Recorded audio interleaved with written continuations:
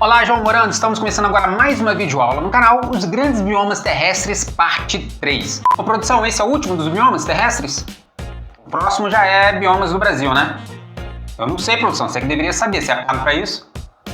Não interessa se está atrasado o salário se você não está sendo pago. Começaremos falando sobre a vegetação de transição da savana para o semidesértico. É a vegetação de arbustos xerofíticos? Não sei o que é. Abra o olho, porra! Sacanagem, são plantas adaptadas a baixa pluviosidade, ou seja, chove muito pouco em áreas desérticas ali. Com gramíneas, então tem um pouco de gramíneas ali e poucas árvores, limitados por longos períodos de seca e curtos períodos chuvosos e quentes. As gramíneas são espinhosas e as castas arbustivas são comuns nessa região.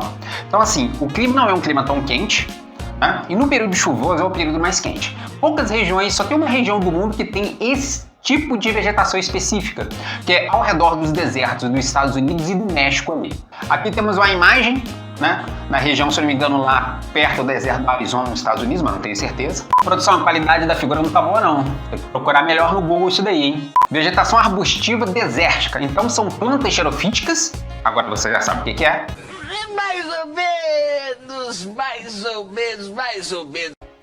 Dispersas por uma determinada região, capazes de resistir a extremos de temperaturas durante o dia e a noite, ou seja, muito quente durante o dia e muito frio à noite, e também a longos períodos de seca. Há uma grande diversidade de flora desértica composta de cactos e gramíneas. Aqui temos uma foto com um exemplo desse tipo de vegetação. Então, as poucas gramíneas e arbustos acabam ocupando as regiões ali nas fendas das rochas, onde tem um pouco mais de umidade, onde a água se acumula durante o curto período que tem chuva.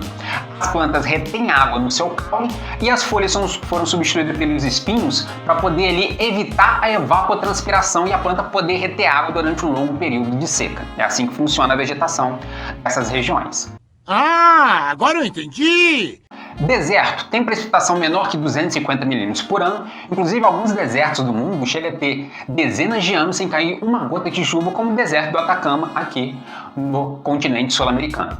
A vegetação é muito esparsa, composta por poucos arbustos xerofíticos e flores efêmeras, em meio às rochas descobertas, as dunas de areias e as salinas. Ô produção, essa piada de novo? Não tem graça mais essa piada não, beleza? Aqui temos uma foto de um deserto, se eu não me engano lá nos Estados Unidos. Aí nos Estados Unidos fica esse deserto? Você nunca sabe de nada em produção. Outro tipo de vegetação dentro desse grupo é a estepe desértica com vegetação arbustiva. Então localizada em regiões de clima semiárido, mas que tem os invernos frios e secos e os verões quentes com alguma chuva ali. Geralmente o solo é descoberto com gramíneas baixas de distribuição esparsas, árvores baixas e arbustos dispersos. Aqui tem uma foto mostrando, então geralmente esse tipo de vegetação ela está concentrada em áreas com invernos mais frios, então em áreas de clima subtropical e temperado que tem esse tipo de estepe. Agora vamos falar de pradarias e estepes temperadas. Apesar de sinônimos ali, muitas vezes colocados em vários livros, pradaria não é a mesma coisa de estepe.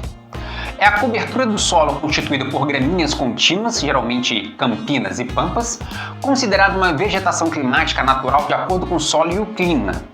Tem uma precipitação média que varia de 250 a 750 milímetros ao ano, uma longa estação seca, limitando o crescimento de árvores e arbustos. Por isso, sua composição é basicamente de gramíneas. A diferença fica que as pradarias geralmente possuem uma vegetação mais herbácea, mais fechada em relação às estepes, ou seja, na pradaria a gente vai ter um pouco mais de umidade do que nas estepes. Então na pradaria são as campinas mais altas, com uma vegetação herbácea ali bastante significativa, comparado com as estepes, que geralmente são uma vegetação mais baixa, composto basicamente por gramíneas com pouca vegetação arbustiva. Então as estepes são mais secas e as pradarias são mais úmidas. Aqui temos uma foto mostrando uma estepe com pôr do sol lindo, né? Vontade até de morar num lugar desse. Ah não, sério?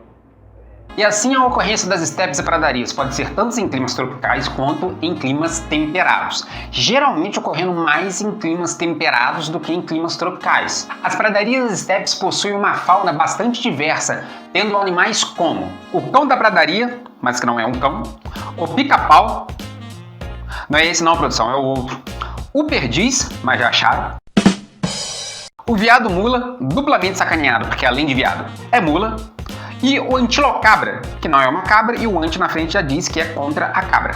Agora a gente vai falar da floresta decidual temperada, que não é a mesma coisa da floresta montanhosa, que não é a mesma coisa da floresta... Você entendeu, né? Você lembra do vídeo, né? Filho da puta! Para com essa porra aí, meu irmão! A área de densidade pluviométrica é relativamente intensa e bem distribuída, e de temperaturas favoráveis ao crescimento da floresta.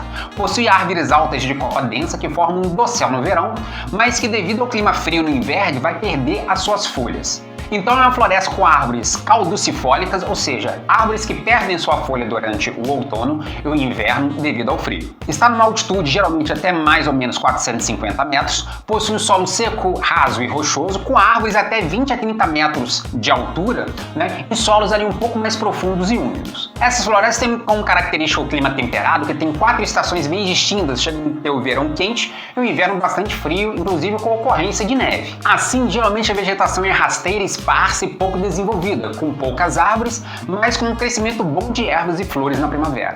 Há uma diversidade de espécies, podendo ter até 20 espécies por hectare, incluindo carvalho, faia, ácer, freixo, ulmus, castanha e carpino. Muitas dessas florestas foram desmatadas para fins de urbanização e agricultura. Aqui temos exemplos desse tipo de floresta temperada. Tem a região de Boston, nos Estados Unidos, ali, que tem uma área florestal ali que o pessoal diz que é muito bonita, mas eu não sei porque eu, como professor, não tenho dinheiro para ir em Boston ver esse tipo de floresta. E é desse jeito, é mesmo, e é porque é mesmo. Mostrando aí a variação de cores, aqui deve ser provavelmente ali na primavera e tal, com uma quantidade significativa ali de árvores, provavelmente uma região um pouco mais úmida, né? Você vai ter ali regiões mais herbáceas e regiões um pouco mais secas, mais arbustivas no caso. Vamos falar agora da floresta mediterrânea e de arbustos. Então são áreas de verões quentes e áridos. Então a maioria dos climas no mundo são verões quentes e chuvosos, invernos frios e secos, tirando as áreas equatoriais e tropicais ali que não tem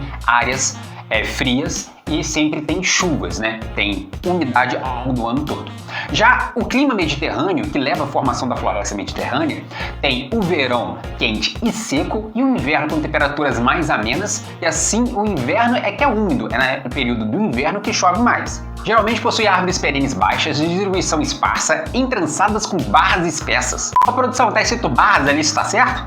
Tô achando que isso daí é erro de ortografia aí, hein, produção? Era pra estar escrito outra coisa. Ah, eu não sei, produção, você que devia saber.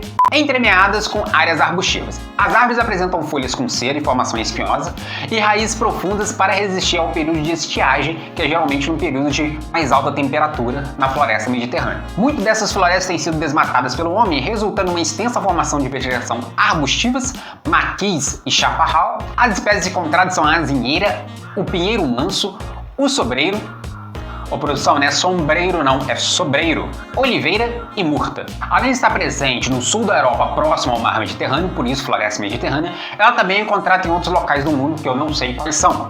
Ai meu Deus, como é burro! Com o crescimento populacional na Europa e o processo de urbanização e industrialização, a vegetação mediterrânea praticamente não existe mais na Europa, ou seja, né, a vegetação primária. Existe agora a vegetação secundária, com algumas espécies dessa vegetação primária que se desenvolveu de diferentes maneiras, como o garrigue e os maquis. E qual a diferença entre as duas? Você não precisa saber que isso é chato pra caramba. Aqui a gente tem exemplo aqui de duas formações vegetais, uma é garrigue e outra maqui, mas como eu falei, você não precisa saber, porque isso é chato pra caramba, então também não vou falar a diferença, porque eu também não sei. Não, você é burro, cara, que loucura. E com isso nós encerramos a videoaula de hoje. Eu peço para você se inscrever no canal, deixar o seu like, deixar seu comentário que é muito importante, xingar a gente lá, fazer sua crítica, dar sua sugestão, que será incorporada nos próximos vídeos do nosso canal. Até a próxima!